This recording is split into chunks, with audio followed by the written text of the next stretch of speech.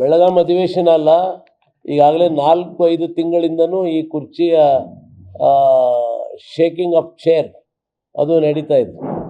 ಒಂದಿನ ಒಬ್ಬರು ಸ್ಟಾರ್ಟ್ ಮಾಡಿದರು, ಆಗಸ್ಟ್ ಕ್ರಾಂತಿ ಅಂದರು, ಸೆಪ್ಟೆಂಬರ್ ಕ್ರಾಂತಿ ಅಂದರು, ನವಂಬರ್ ಕ್ರಾಂತಿ, ಡಿಸೆಂಬರ್ ಕ್ರಾಂತಿ. ಈ ಕ್ರಾಂತಿಯಲ್ಲಿ ಕುರ್ಚಿ ಕ್ರಾಂತಿ ನಡೆದೋಗಿದೆ. ಸಂಪೂರ್ಣ ಸರ್ಕಾರ ಸತ್ತೋಗಿದೆ. ರಾಜ್ಯದಲ್ಲಿ ಸರ್ಕಾರ ಖಂಡಿತವಾಗಿ ಜೀವಂತ ಇದೆ ಅಂತೇಳಿ ಅನಿಸಲ್ಲ. ಯಾಕೆ ಅಂತ ಹೇಳಿದರೆ, ಯಾವಾಗ ಸರ್ಕಾರ ಶೇಕ್ ಆಗ್ತಾ ಇದೆ ಅಂತ ಹೇಳಿ ಅಧಿಕಾರಿಗಳಿಗೆ ಗೊತ್ತಾಯಿತು, ಯಾವುದೇ ಅಧಿಕಾರಿ ಖಂಡಿತ ಕೆಲಸ ಮಾಡೋದಿಲ್ಲ, ಯಾವುದೇ ಅಧಿಕಾರಿಗಳು ಖಂಡಿತ ಕೆಲಸ ಮಾಡೋದಿಲ್ಲ. ಆ ರೀತಿ ಆಮೇಲೆ ಯಾವ ಅಧಿಕಾರಿಗಳು ಯಾವ ಮಂತ್ರಿಗಳು ಮಾತನ್ನು ಕೇಳಲ್ಲ. ಯಾಕೆಂದರೆ ಈ ಸರ್ಕಾರ ಇರ್ತದೆ, ಈ ಮುಖ್ಯಮಂತ್ರಿ ಇರ್ತಾರೆ, ಇನ್ನೊಬ್ಬರು ಮುಖ್ಯಮಂತ್ರಿ ಇರ್ತಾರೆ ಅನ್ನೋ ಡೋಲಾಯಮಾನದಲ್ಲಿ ಅಧಿಕಾರಿಗಳು ಸಂಪೂರ್ಣವಾಗಿ ನಿರ್ಲಕ್ಷ್ಯ ಮಾಡ್ತಾರೆ. ಅದರಿಂದ ಆಡಳಿತ ಸತ್ತೋಗುತ್ತೆ. ಇದರಿಂದ ಸಂಪೂರ್ಣವಾಗಿ ಸಾರ್ವಜನಿಕರಿಗೆ ಭಾಳ ದೊಡ್ಡ ಪ್ರಮಾಣದಲ್ಲಿ ತೊಂದರೆ ಆಗ್ತದೆ. ತೊಂದರೆ ಅಂತ ಹೇಳಿದರೆ, ಇವತ್ತು ಯಾವುದೇ ಅಭಿವೃದ್ಧಿ ಕೆಲಸಗಳೇ ನಡೀತಾ ಇಲ್ಲ, ಯಾರ ಮಾತನ್ನು ಯಾರೂ ಕೇಳ್ತಾ ಇಲ್ಲ.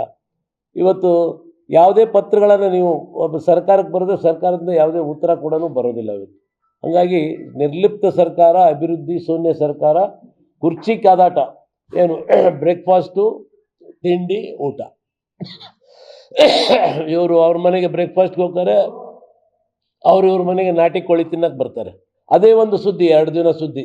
ಇವ್ರು ಹೋಗ್ತಾರೆ ಅನ್ನೋದೊಂದು, ಹೋದ್ಮೇಲೆ ಒಂದು, ಬಂದಮೇಲೆ ಮೆನು ಏನಿತ್ತು, ಡಿಶ್ ಏನಿತ್ತು, ಅದೇ ಒಂದು ಸುದ್ದಿ. ಇದರ ಮಧ್ಯೆ ಆಡಳಿತ ಸಂಪೂರ್ಣವಾಗಿ ಕುಸಿದು ಬಿದ್ದಿದೆ. ಆಡಳಿತ ಸಂಪೂರ್ಣವಾಗಿ ತನ್ನ ಹಿಡಿತವನ್ನು ಕಳೆದುಕೊಂಡಿದೆ.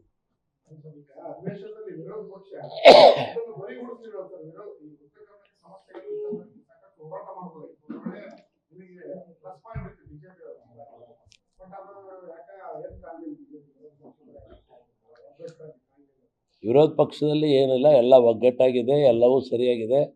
ಈಗ ಏನಂತ ಹೇಳಿದರೆ, ದಿನ ಸಾಯೋರಿಗೆ ಅಳೋರು ಯಾರು ಅನ್ನೋ ಪದ್ಧತಿ ಬಂದ್ಬಿಟ್ಟಿದೆ ಈ ಸರ್ಕಾರದ್ದು. ಅಲ್ಲ, ಒಂದು ನಿಮಿಷ, ಈ ಸರ್ಕಾರದ ಒಂದು ಹಗರಣ ಆದರೆ ಆ ಹಗರಣವನ್ನು ಕೊನೆಯವರೆಗೂ ತಗೊಂಡೋಗ್ಬೋದು. ಬೆಳಗ್ಗೆ ಒಂದು ಹಗರಣ, ಮಧ್ಯಾಹ್ನ ಒಂದು ಹಗರಣ, ಸಾಯಂಕಾಲ ಒಂದು ಹಗರಣ, ರಾತ್ರಿ ಒಂದು ಹಗರಣ. ದಿನ ಬೆಳಕರಿಗೆ ಹಗರಣಗಳ ಸರಮಾಲೆ ನಡೀತಾ ಇದೆ.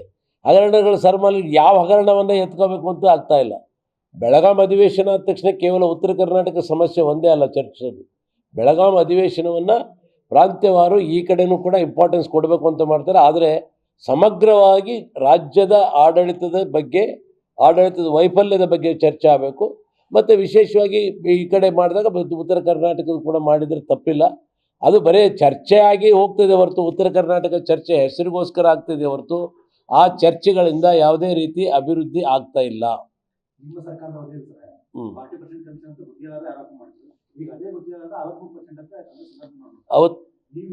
ಅವತ್ತು ಕಾಂಗ್ರೆಸ್ನವರು ಮಾಡಿಸಿದ್ರು, ಕಾಂಗ್ರೆಸ್ನವರು ಆರೋಪ ಮಾಡಿಸಿದ್ರು. ಅದನ್ನು ಬೇರೆ ಯಾವ ಹಗರಣನೂ ಇರಲಿಲ್ಲ, ಆ ಹಗರಣ ಕೂಡ ಇರಲಿಲ್ಲ. ಆದರೆ ಅದನ್ನು ಕೂಡ ಪ್ರೂವ್ ಮಾಡಿದ್ರೆ ಒಂದು ದೊಡ್ಡ ಚೀಟಿನ ಅಂಟಿಸೋರ ಮೂಲಕ ದೊಡ್ಡ ಚುನಾವಣೆ ಬಂದಿತ್ತು ಅಂತ ಅಪಪ್ರಚಾರ ಮಾಡಿದ್ರು. ಇವತ್ತು ವಾಲಂಟ್ರಿಯಾಗಿ ಯಾವ ಗುತ್ತಿಗೆದಾರರು BJP ಸರ್ಕಾರದ ಮೇಲೆ ಆಪಾದನೆ ಮಾಡಿದರು, ಇವತ್ತು ಅದೇ ಗುತ್ತಿಗೆದಾರರು ಬಂದು 60% ಆಗಿದೆ ಅಂತ ಹೇಳ್ತಾ ಇದ್ದಾರೆ. 60% ಆಗಿದೆ. ಇವತ್ತು ಎಷ್ಟು ಜನ ಗುತ್ತಿಗೆದಾರರು ಆತ್ಮಹತ್ಯೆ ಮಾಡ್ಕೊಂಡಿದ್ದಾರೆ ನಿಮಗೆ ಗೊತ್ತಿದೆ. ಒಬ್ಬ ಗುತ್ತಿಗೆದಾರ ಸಂಘದ ಅಧ್ಯಕ್ಷ ಯಾರು ಅಂಬಿಕಾ ಏನೋ ಒಬ್ಬರಿದ್ದರು, ಅವರು ಕೂಡ ಆತ್ಮಹತ್ಯೆಯನ್ನು ಮಾಡ್ಕೊಂಡು ಹೋದರು. ಈ ಸರ್ಕಾರದಲ್ಲಿ ಭ್ರಷ್ಟಾಚಾರ ಅನ್ನೋದು ಅವರ ಮನೆ ಮಾತಾಗೋಗಿದೆ. ಇದೇ ಭ್ರಷ್ಟಾಚಾರದ ಬಗ್ಗೆ, ಇದೇ OC ಗ್ಯಾಮ್ಲಿಂಗ್ ಬಗ್ಗೆ ರಾಜ್ಯದ ಗೃಹ ಮಂತ್ರಿಗೆ 3 ಪತ್ರ ಬರೆದೆ ನಾನು. ಇದುವರೆಗೂ ಒಂದು ಪತ್ರಕ್ಕೆ ಸೌಜನ್ಯಕ್ಕಾದರೂ ಒಂದು ಉತ್ತರ ಇಲ್ಲ ಮತ್ತು ಕ್ರಮ ಇಲ್ಲ. ಆ ಪತ್ರ ಹೋದರೂ ಕೂಡ SP ನಾವು ಕಾಪಿ ಹಾಕಿರ್ತೀವಿ, SP ಕೇರ್ ಮಾಡಲ್ಲ. ಯಾಕೆಂದರೆ ಯಥಾ ರಾಜ ತಥಾ ಪ್ರಜೆ. ಇಡೀ ಸರ್ಕಾರನ ಭ್ರಷ್ಟಾಚಾರದಲ್ಲಿ ಮುಳುಗಿರೋದ್ರಿಂದ ಅಧಿಕಾರಿಗಳು ಭ್ರಷ್ಟಾಚಾರವನ್ನು ಮುಂದೆ ನಡೆಸ್ತಾ ಇದ್ದಾರೆ.